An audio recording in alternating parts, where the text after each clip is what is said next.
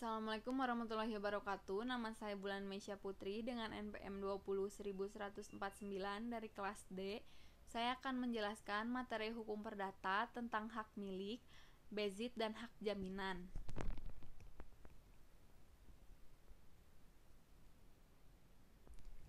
Yang pertama, pengertian hak milik. Hak milik diatur dalam pasal 20-27 Undang-Undang Nomor 5 Tahun 1960 tentang Peraturan Dasar Pokok-pokok Agraria. Pengertian hak milik menurut ketentuan pasal 20 ayat 1 UPA adalah hak yang turun-temurun, terkuat dan terpenuh yang dapat dipunyai orang atas tanah dengan mengingat ketentuan pasal 6 UPA. Hak yang terkuat dan terpenuh yang dimaksud dalam pengertian tersebut bukan berarti hak milik merupakan hak yang bersifat mutlak, tidak terbatas dan tidak dapat diganggu-gugat, sebagaimana dimaksud dalam hak eigendom, melainkan untuk menunjukkan bahwa di antara hak-hak atas tanah, hak milik merupakan hak yang paling kuat dan paling penuh. Hak milik dikatakan merupakan hak yang turun-temurun karena hak milik dapat diwariskan oleh pemegang hak kepada ahli warisnya. Hak milik sebagai hak yang terkuat berarti hak terpenuh, berarti hak yang memberikan wewenang yang paling luas dibandingkan dengan hak-hak yang lain. Ini berarti hak milik dapat menjadi induk dari hak-hak lainnya. Misalnya, pemegang hak milik dapat menyewakan kepada orang lain. Selama tidak dibatasi oleh penguasa, maka wewenang dari seorang pemegang hak milik tidak terbatas. Selain bersifat turun-temurun, terkuat dan terpenuh, hak milik juga dapat beralih dan dialihkan ke pihak yang lain. Selanjutnya ada ciri-ciri hak milik. Yang pertama, hak milik merupakan hak yang selengkap-lengkapnya.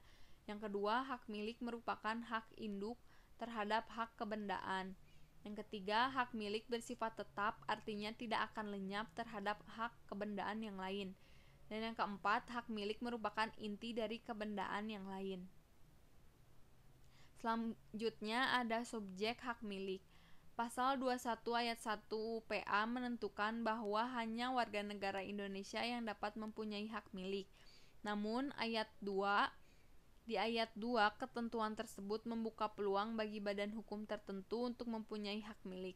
Beberapa badan hukum yang dapat mempunyai hak milik adalah bank pemerintah atau badan keagamaan dan badan sosial, sebagaimana ditentukan dalam pasal 8 ayat 1 huruf B Peraturan Menteri Agraria atau Kepala Badan Pertanian Nasional Nomor 9 Tahun 1999 tentang tata cara pemberian dan pembatalan hak atas tanah negara dan hak pengelolaan.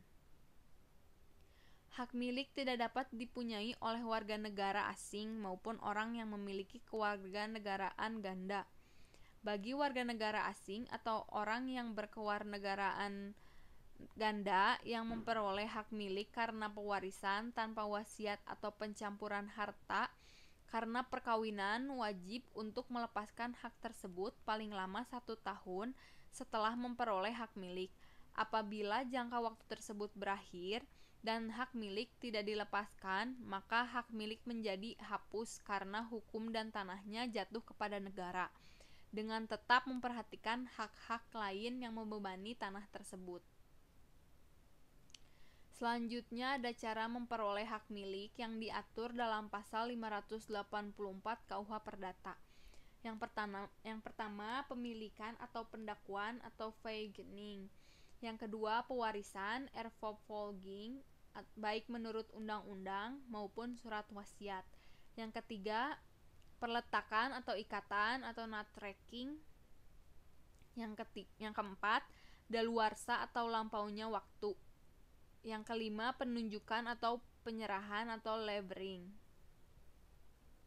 Selanjutnya ada cara untuk memperoleh hak milik yang di luar pasal 584 KUH Perdata. Yang pertama, perjanjian benda atau zaksvroeging. Yang kedua, penarikan buahnya fruit trekking. Yang ketiga, persatuan benda vereniging. Yang keempat, pencabutan hak atau onteigening. Yang kelima ada perampasan. Yang keenam, pencaburan harta. Yang ketujuh ada pembenaran dari sebuah badan hukum, dan yang terakhir ada abandonment. Selanjutnya ada terjadinya hak milik.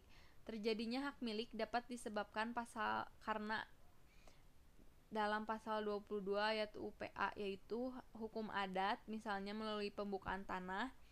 Yang kedua, penetapan pemerintah, yaitu melalui permohonan yang diajukan kepada instansi yang mengurus tanah. Yang ketiga, ketentuan undang-undang, yaitu atas dasar ketentuan konversi. Selanjutnya ada beralihnya hak milik. Hak milik dapat dialihkan kepada pihak lain dengan cara jual beli, hibah, tukar menukar, pemberian dengan wasiat, dan perbuatan-perbuatan lain yang dimaksudkan untuk memindahkan hak milik. Perlu diperhatikan bahwa hak milik tidak dapat dialihkan kepada orang asing atau badan hukum, karena orang asing dan badan hukum tidak dapat menjadi subjek hak milik, sehingga peralihannya menjadi batal demi hukum dan tanahnya jatuh kepada negara. Selanjutnya ada hapusnya hak milik. Menurut ketentuan pasal 27 UPA, hak milik hapus karena yang pertama, tanahnya jatuh pada negara. Itu disebabkan karena pencabutan hak berdasarkan pasal 18 UPA karena penyerahan dengan sukarela oleh pemiliknya. Yang ketiga, karena ditelantarkan, dan karena ketentuan pasal 21 ayat 3 dan pasal 26 ayat 2 UPA. Yang kedua, apabila terjadi pelanggaran terhadap ketentuan-ketentuan peraturan Lender Form yang mengenai pembatasan maksimum dan larangan pemilikan tanah atau pertanian secara absenti. Dan yang ketiga, tanahnya musnah. Selanjutnya ada materi bezit. Pengertian bezit. Bezit ialah suatu keadaan lahir di mana seorang menguasai benda seolah-olah kepunyaannya sendiri yang oleh hukum diperlindungi, dengan tidak mempersoalkan hak milik atas benda itu. Sebenarnya ada pada siapa untuk bezit diharuskan adanya dua anasir, yaitu kekuasaan atas suatu benda dan kemauan untuk memiliki benda tersebut. Setiap orang yang menguasai sebuah benda dan berkehendak untuk mempunyai benda itu bagi dirinya sendiri adalah beziter. Sedangkan orang yang menguasai benda tanpa ia berkehendak untuk mempunyai benda itu bagi dirinya, melainkan ia menguasai benda tersebut berdasarkan adanya hubungan hukum yang tertentu dengan orang lain, misalnya karena perjanjian sewa atau perjanjian pinjam-meminjam. Mereka ini adalah pemegang atau holder atau disebut juga detentor. Selanjutnya ada jenis bezit. Bezit dapat dibedakan menjadi dua. Yang pertama, beziter yang tegoder throw, yaitu jika beziter memperoleh benda dengan salah satu cara untuk mendapatkan hak milik, di mana dia tidak mengetahui adanya cacat yang terkandung di dalamnya. Itu terdapat dalam pasal 531 KUH Perdata. Yang kedua, beziter yang take quarter throw, yaitu jika si beziter itu mengetahui bahwa benda yang ada padanya itu adalah bukan miliknya. Pas tersebut terdapat dalam pasal 532 KUH Perdata. Selanjutnya ada cara memperoleh bezit. Menurut pasal 540 KUH Perdata, cara memperoleh bezit dapat dilakukan dengan dua cara, yaitu yang pertama dengan cara occupatio, yang kedua dengan jalan tradisio atau pengoporan. Di samping dua cara di atas, bezit juga dapat diperoleh karena warisan.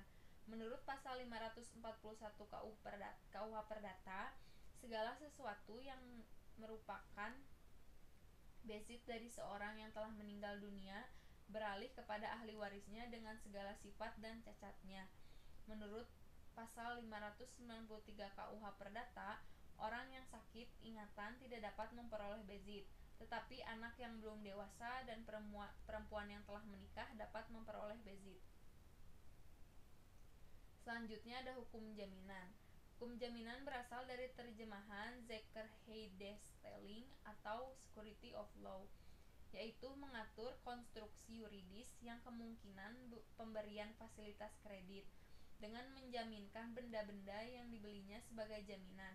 Peraturan demikian harus cukup meyakinkan dan memberikan kepastian hukum bagi lembaga-lembaga kredit, baik dari dalam negeri maupun luar negeri.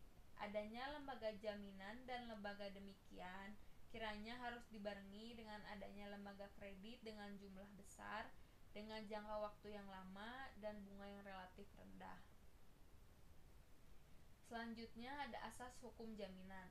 Asas hukum jaminan yaitu meliputi yang pertama asas filosofis, yaitu asas di mana semua peraturan perundang-undangan yang berlaku di Indonesia harus didasarkan pada falsafah yang dianut oleh bangsa Indonesia, yaitu Pancasila.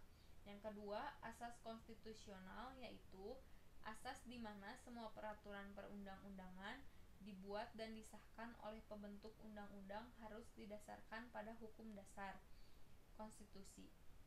Hukum dasar yang berlaku di Indonesia yaitu Undang-Undang Negara Republik Indonesia tahun 1945.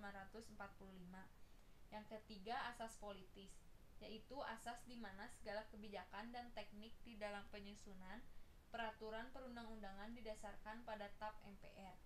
Yang keempat, asas operasional atau konkret, yang bersifat umum merupakan asas yang dapat digunakan dalam pelaksanaan pembebanan jaminan. Dan yang terakhir ada sumber hukum jaminan. Yang pertama, Undang-Undang Nomor 5 Tahun 1960 tentang Peraturan Dasar Pokok Agraria. Yang kedua, Undang-Undang Nomor 42 Tahun 1949 tentang fidusia. Yang ketiga, Undang-Undang Nomor 21 Tahun 1992 tentang pelayaran. Yang keempat, buku kedua KUH Perdata tentang gadai dan hipotik. Yang kelima, Kitab Undang-Undang Hukum Dagang atau KUHD, terutama yang berkaitan hipotik kapal laut. Dan yang terakhir ada Undang-Undang Nomor 4 Tahun 1996. Sekian materi yang bisa saya sampaikan. Mohon maaf bila ada kesalahan kata ataupun pengucapan. Wabillahi taufiq wal hidayah. Wassalamualaikum warahmatullahi wabarakatuh.